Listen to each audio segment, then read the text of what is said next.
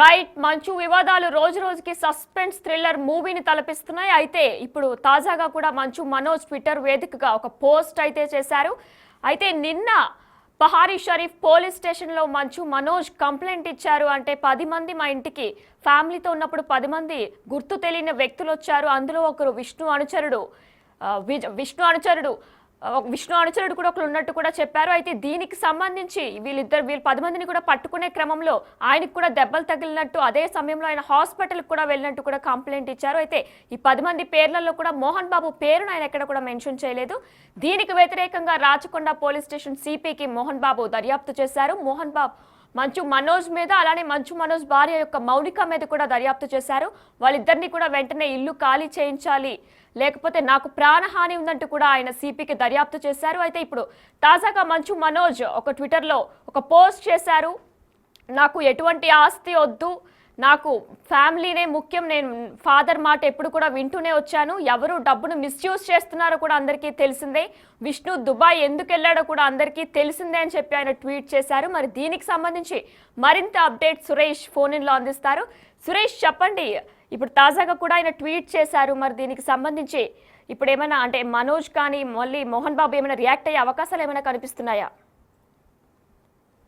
మంచు ఫ్యామిలీలో వివాదం పోలీస్ స్టేషన్ కి చేరుకుంది. ఒకరిపై ఒకరు ఫిర్యాదులు చేసుకున్నారు. నిన్న మనోజ్ ఫిర్యాదు చేసిన కొద్దిసేపటికే మోహన్ బాబు రాచకొండ కమిషనర్ సుధీర్ బాబుకు ఒక లేఖ ద్వారా ఆయన ఫిర్యాదు చేశారు. తన కొడుకు నుంచి కోడల నుంచి ప్రాణహాని ఉంది, వాళ్ళపై చర్యలు తీసుకొని నాకు రక్షణ కల్పించాలని చెప్పేసి ఆయన ఫిర్యాదులో పేర్కొన్నాడు. గత 10 సంవత్సరాల నుంచి నేను జల్పల్లిలోనే నివాసం ఏర్పరచుకొని అక్కడే ఉంటున్నాను. 4 సంవత్సరాల క్రితమే మనోజ్ ఇంటి నుంచి వెళ్ళిపోయాడు. మళ్ళీ తిరిగి వచ్చి ఆయన అనుచరులతోని ఇల్లు కబ్జా చేయాలని ప్రయత్నం చేస్తున్నాడు. తనకి మనోజ్ భార్య మౌనిక నుంచి తనకు ప్రాణహాని ఉంది, ఆ ప్రాణహాని ఉంది కాబట్టి రక్షణ కల్పించాలని చెప్పేసి కూడా ఆయన సిపికి లెటర్ రాశారు. దాంట్లో ఈ విషయాలన్నీ కూడా మోహన్ బాబు ప్రస్తావించడం జరిగింది. అయితే మనోజ్ ఫిర్యాదుపై పోలీసులు పాడిషరి పోలీసులు కేసు నమోదు చేశారు. బిఎన్ఎస్ యాక్ట్ కింద వివిధ సెక్షన్ల కింద కేసు నమోదు చేసి ప్రస్తుతం దర్యాప్తు చేస్తున్నారు. అయితే మనోజ్ ఫిర్యాదులో తండ్రి పేరు ఎక్కడ ప్రస్తావించలేదు. గుర్తు తెలియని వ్యక్తులు 10 మంది ఇంట్లోకి చొరబడి తనపై దాడి చేసేందుకు ప్రయత్నించారు. వారిని పట్టుకునే క్రమంలో తనకి తీవ్ర గాయాలయ్యాయి. అక్కడ నుంచి ఆ తర్వాత వారు పారిపోయారు. నేను పోలీసులకి డైలీ సమాచారం ఇచ్చానని చెప్పేసి కూడా ఆయన ఫిర్యాదు చేశారు. ఆ ఇంట్లో ఉన్న సీసీ ఫుటేజ్ విజయ్ రెడ్డితో పాటు కిరణ్ కుమార్ ఇద్దరు మంచు విష్ణుకి సంబంధించి స్నేహితులు, వాళ్ళు ఆ డివిఆర్ ని తీసుకొని వెళ్ళిపోయారు సీసీ కెమెరాకి సంబంధించి. ఎందుకంటే మొన్న జరిగినటువంటి దాడికి సంబంధించిన ఫుటేజ్ అంతా కూడా ఇంట్లో ఉన్న సీసీ కెమెరాలో రికార్డ్ అయింది. ఆ రికార్డ్ అయిన సీసీ కెమెరాలకు సంబంధించిన డివిఆర్ ని ఇద్దరు విజయ్ తో పాటు కిరణ్ ఇద్దరు తీసుకెళ్లారని చెప్పేసి కూడా ఆయన ఫిర్యాదులో పేర్కొన్నారు. అయితే మోహన్ బాబు ఫిర్యాదుపై మనోజ్ ఎక్స్ వేదికగా ఒక 2 పేజీల లెటర్ ని విడుదల చేయడం జరిగింది.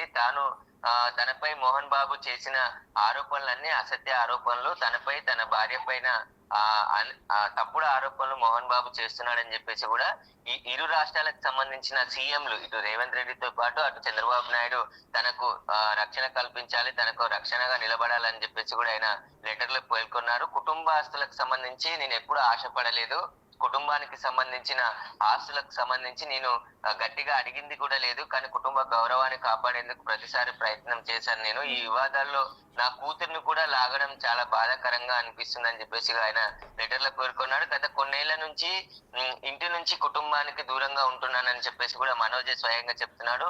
నా ముందే నా కుటుంబ సభ్యులకు సంబంధించిన ఉద్యోగులు తీవ్రంగా తిడుతున్నారు. ఇలాంటి ఇంట్లో ఉండాల్సిన సీసీ ఫుటేజ్ కెమెరాలను కూడా వాళ్ళు తీసుకెళ్లారంటే వారికి సంబంధించి విష్ణు ఎలాంటి సపోర్ట్ చేస్తున్నాడో అర్థమవుతుందని చెప్పేసి కూడా ఆయన చెప్పడం జరిగింది. ఆస్తులు కావాలని ఎప్పుడు నేను ఇబ్బంది పెట్టలేదు మోహన్ బాబుని అని చెప్పేసి కూడా ఆయన ఈ లెటర్ లో పేర్కొనడం జరిగింది. ఇక విద్యా సంస్థలు ఏవైతే మోహన్ బాబుకు సంబంధించిన విద్యానికేతన్ కి సంబంధించిన విద్యా సంస్థలు ఉన్నాయో అందులో తీవ్ర అక్రమాలు జరుగుతున్నాయి, కానీ మోహన్ బాబు చూడట్లేదు, పట్టించుకోవట్లేదు అని చెప్పేసి కూడా చెప్తున్నాడు. విద్యా సంస్థలోనే బాధితులకు నేను అండగా ఉన్నానని చెప్పేసి కూడా ఈ లెటర్ లో పేర్కొనడం జరిగింది. బాధితుల పక్షాన నిలబడ్డానికి నాపై తప్పుడు ఆరోపణలు చేస్తూ తప్పుడు ఫిర్యాదు చేశాడు.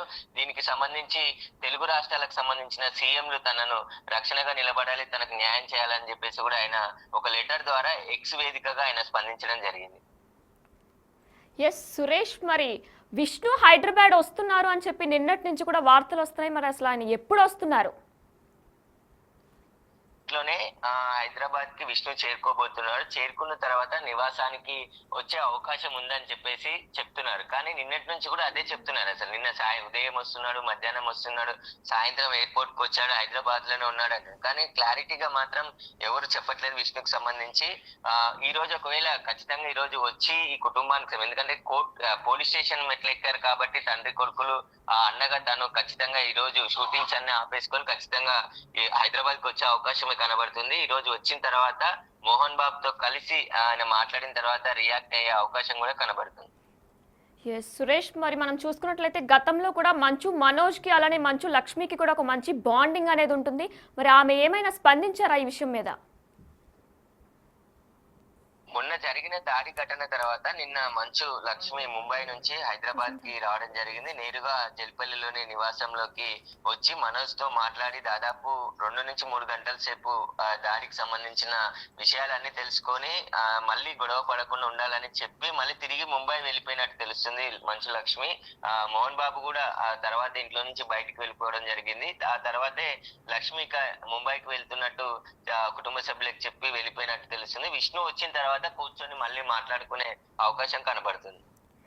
సురేష్, మరి మంచు వివాదాలు ఈ రోజుతో ఒక కొలిక్కి వచ్చేలా ఏమైనా కనిపిస్తున్నాయి? అంటే విష్ణు వస్తే మళ్ళా నలుగురు కలిసి కూర్చొని రాజీకి వచ్చే అవకాశాలు ఏమైనా కనిపిస్తున్నాయా? పోలీస్ స్టేషన్ లోకి ఆల్రెడీ కంప్లైంట్ ఇచ్చారు కాబట్టి విష్ణుకు మనోజ్ కి సంబంధించిన ఫిర్యాదుపై కేసు నమోదైంది. ఇప్పుడు మోహన్ బాబు ఫిర్యాదు చేశాడు కాబట్టి మోహన్ బాబు ఫిర్యాదు కూడా పాడిశేరి పోలీస్ స్టేషన్ లోనే కేసు నమోదు చేసి దర్యాప్తు చేశారు. ఇరువురికి సంబంధించిన ఫిర్యాదుల పైన కేసు నమోదు చేసి పోలీసుల దర్యాప్తు ప్రారంభమైతే ఈ విషయాలన్నీ బయటకు వచ్చే అవకాశం కనబడుతుంది. సీసీ కెమెరాలు ఏవైతే డివిఆర్ తీసుకెళ్లారు ఇంట్లోకి వెళ్ళని చెప్పేసి మనోజ్ చెప్తున్నాడో ఆ డివిఆర్ ని పోలీసులు స్వాధీనం చేసుకున్న తర్వాత అసలు గొడవ ఎందుకు జరిగింది, ఎవరు కారణం, ఎవరిని ఎవరు కొట్టారు అనే దానిపైన పూర్తి వివరాలు దర్యాప్తులో వెల్లడయ్యే అవకాశం కనబడుతుంది. పోలీసులు కూడా ఇన్వెస్టిగేషన్ నిన్న నుంచే ప్రారంభించారు. మనోజ్ ఇచ్చిన ఫిర్యాదు పైన సెక్షన్ 329, సెక్షన్ 351, 115 బిఎన్ఎస్ సెక్షన్ల కింద కేసు నమోదు చేసి దర్యాప్తు ప్రారంభించారు. కాబట్టి పోలీసులు ఈ రోజు మనోజ్ ఇంటికి వెళ్లి మరొకసారి ఆయన స్టేట్మెంట్ కూడా రికార్డ్ చేసే అవకాశం కనబడుతుంది. మరి సురేష్, ఇదే అంశంపై అంటే సీసీటీవీ హార్డ్ డిస్క్ అంశంపై విజయ్ రెడ్డి మంచు విష్ణు యొక్క అనుచరుడు విజయ్ ఉన్నారు అని చెప్పేసి ఆయన పేరు కూడా మెన్షన్ చేశారు ఆ 10 మెంబర్స్ లిస్ట్ లో కూడా. ఆయన దీనిపై ఏమైనా స్పందించారా విజయ్?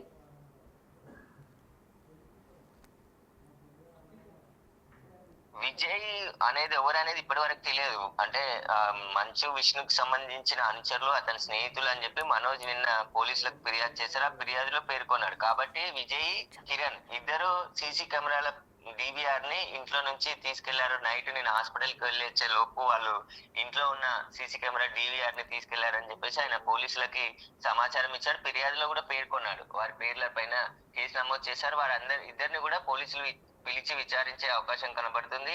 విచారణ అనంతరం ఒకవేళ వాళ్ళు డిబిఆర్ చోరీ చేస్తే వారిపైన కూడా కేసు నమోదు చేసి అదుపులోకి తీసుకునే అవకాశం ఉంది. అసలు ఈ గొడవ ఎందుకు జరిగింది అనే దానిపై పోలీసులు కూడా, ఎందుకంటే మనోజ్ క్లారిటీగా కంప్లైంట్ ఇవ్వలేదు. గుర్తు తెలియని వ్యక్తులు 10 మంది ఇంట్లోకి చొరబడి దాడికి ప్రయత్నించారు, నేను వారిని పట్టుకునే లోపు వారు పారిపోయారు అని చెప్పేసి ఆయన చెప్తున్నాడు. కానీ వాళ్ళ ఇల్లే హై సెక్యూరిటీ జోన్ లో ఉంటుంది. 24 గంటల పాటు గేట్ దగ్గర సెక్యూరిటీ ఉంటుంది.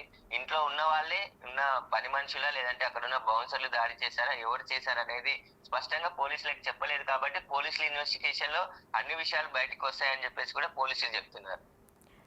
Thank you Suresh. రైట్, మనం ఇంకా డీటెయిల్స్ చూస్తే మరి మంచు వివాదాలు రోజు రోజుకి సస్పెన్స్ థ్రిల్లర్నే తలపిస్తున్నాయి. అయితే ట్విట్టర్లో మనం చూసుకున్నట్లయితే లాస్ట్లో ఆయన మరి ముఖ్యంగా my questions for the family అని చెప్పి మెన్షన్ చేశారు. Why was the CCTV drive remote and what are Vishnu and his associates trying to hide అని చెప్పేసి, అంటే దేనికోసం సీసీటీవీని అంత దొంగతనంగా తీసుకున్నారు, విష్ణు దేని దాయాలనుకుంటున్నారని చెప్పి ఆయన ప్రశ్నించారు. అలానే దేనికి మీరు అంతా విష్ణు దేనికి భయపడుతున్నాడు, విష్ణు దేనికి దుబాయ్ వెళ్ళాడు కూడా అందరికీ తెలిసిందే, నేను ఎప్పుడు కూడా డబ్బుని మిస్యూజ్ చేయాలనుకోలేదు అని చెప్పేసి మనోజ్ ఇండైరెక్ట్గా అందులో రాసినట్లు మనకు కనిపిస్తుంది. ఎప్పుడు కూడా నా ఫ్యామిలీ లెగసీని నేను కాపాడుకుందామనే నా ఫాదర్ని కూడా నేను ఎప్పుడు తప్పుగా చూడలేదు, ఆయనకి నేను ఎప్పుడు కూడా గౌరవం ఇస్తూనే ఉంటాను, ఎప్పటికీ ఫ్యూచర్లో కూడా ఇస్తూనే ఉంటాను అని కూడా మెన్షన్ చేశారు. అయితే ఈ ట్వీట్లో మొత్తం కూడా ఎక్కడా కూడా మోహన్ బాబు పేరుని ఎక్కడా కూడా మిస్యూజ్ చేయలేదు, ఎక్కడ కూడా ఆయన తప్పుగా ప్రస్తావించలేదు. కానీ ఆయన ఒకే విషయం మీద బాధపడ్డారు. ఎందుకు నా భార్య పిల్లల్ని ఇందులోకి తీసుకొస్తున్నారు, వారి మీద కూడా తప్పుడు ఆరోపణలు చేస్తున్నారంటే ఆయన బాధపడ్డారు. అయితే దీనికి సంబంధించి ఇరు రాష్ట్రాల ముఖ్యమంత్రుల్ని రేవంత్ రెడ్డి, తెలంగాణ సీఎం రేవంత్ రెడ్డి, అలానే ఆంధ్రప్రదేశ్ ముఖ్యమంత్రి చంద్రబాబు నాయుడుని, Pawan Kalyan, deputy CM Pawan Kalyan, home minister అనితని కూడా ట్యాగ్ చేశారు ట్విట్టర్ వేదికగా. మరి దీని మీద మరింత అప్డేట్స్ కొనసాగుతూనే ఉంటాయి. Stay with us.